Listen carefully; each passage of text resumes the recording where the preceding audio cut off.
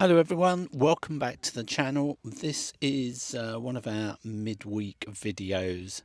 When we're at home we just go out in the van every now and then, and on this occasion we were at the Ardingly autumn show and there were some horse trials going on, so we thought we'd just show you what we saw that day.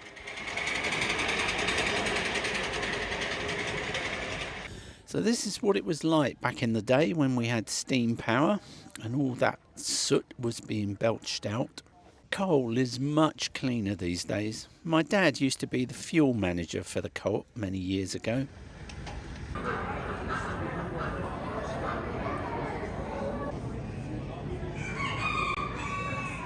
You have to register chickens now if you want to keep them. Big brother sticking its nose in. This pig is enjoying itself. Couldn't care less with all the fuss going on around him. Time for a nice nap. There's some serious judging going on here.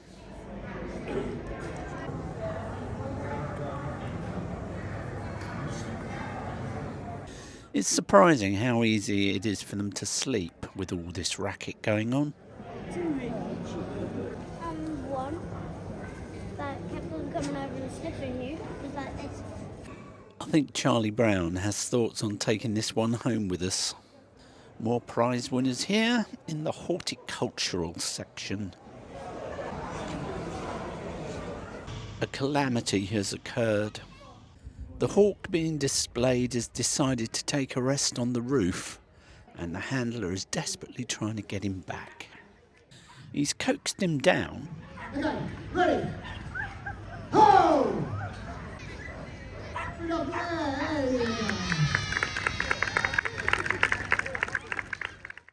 We've moved on now to the 28th of September, and this is the Battles Through History show at Ardingly. More like it.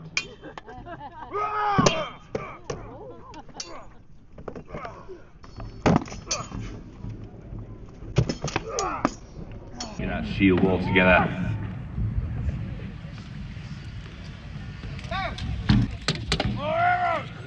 Now, the problem with archers is they're not heavily armed. This was the first time we'd ever visited this show, but it was so good we're definitely going to be doing it again next year. Now I can remember when this used to be a regular event on television every year. I think it used to be called the Royal Tournament, and it was all about taking a gun carriage across an obstacle course and through a wall.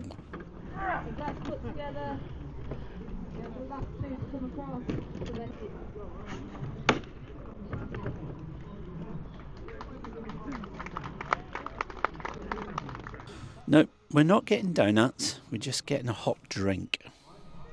Max, my son, is going to position himself up there. Lots of naughty food vendors here, so we're going to have to choose wisely.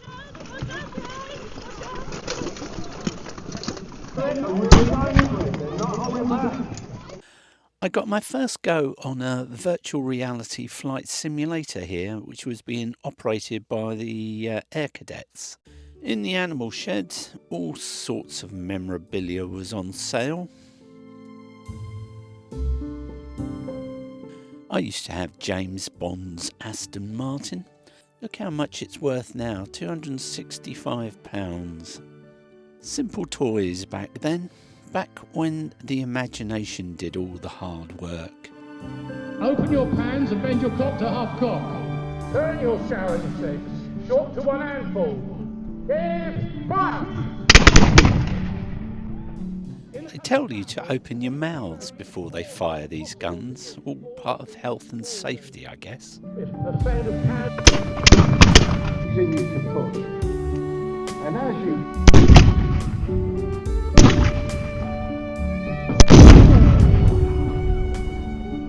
That was blooming loud, wasn't it? Crung. Those happy days gave me a tip about eating peanuts before carbs as a way of cutting down the sugar, so I'm giving that a go today. We've decided on a Greek kebab and we're only going to buy one and we're going to share it. Dig in, Bunny. Can we share this table? Yeah, of course you can. Never ceases to amaze me that all of the people here are volunteers giving their own time freely. And look at the size of some of the exhibits they bring with them. That kid never thought he'd be in a World War I tank today. And here's a display representing Desert Storm. The machines and the uniforms are worth thousands of pounds.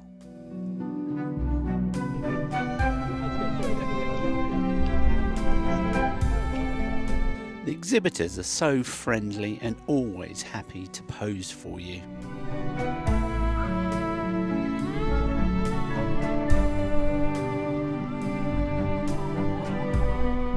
Now, I was talking to somebody when this came and landed, so I never got the shots. A bit rude to suddenly break away and start filming.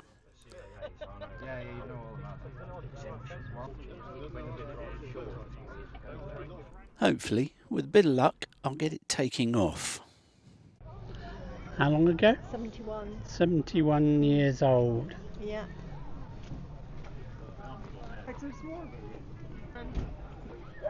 Well, it's a bit cramped in there. Charlie Brown was too shy to ask for a photo, so I asked for her.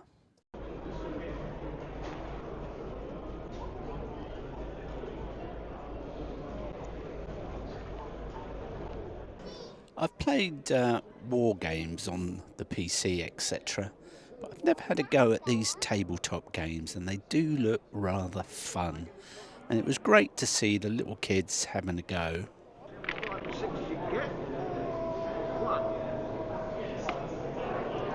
Now, because he's got a new rule that he wants to introduce, we can throw this dice. Can you throw a dice? One dice. Everything you see is also available to buy. With a blood-curdling, sort of, a blood-curdling scream. And hopefully by the time they see the French see the British coming towards them. The unit consists of a mix of German vehicles. The lead tank is the ubiquitous Panzer III, and is the massive hunting tiger.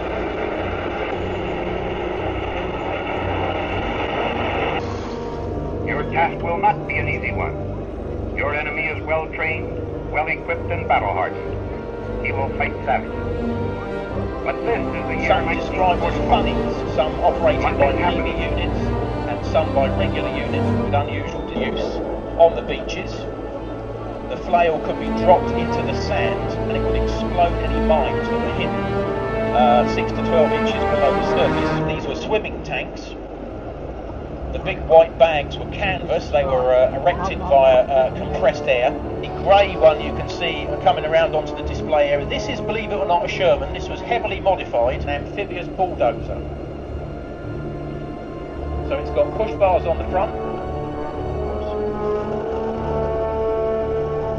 As they advance into an apparently abandoned village. 2 Stuart light tanks. With armour to clear out the village.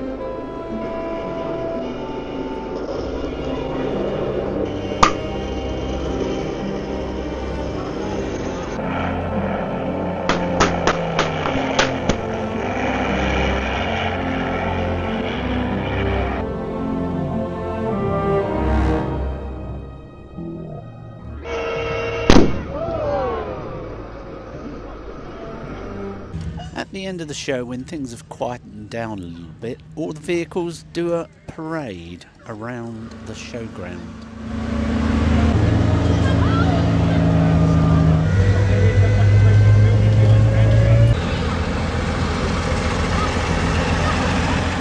I think this dog's had enough, so there's only one thing left to see.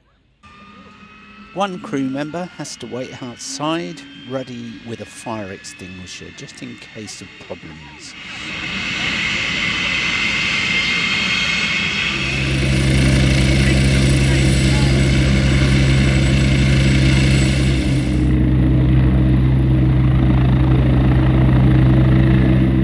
This is a Westland Scout helicopter, and I think they first flew in 1959.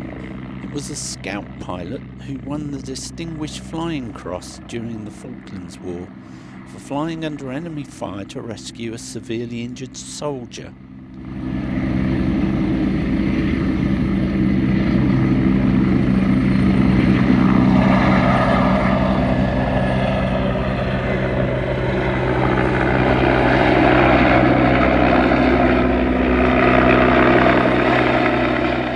Well, we had a terrific time at the show, and I hope you enjoyed riding along with us, and we'll see you in the next one.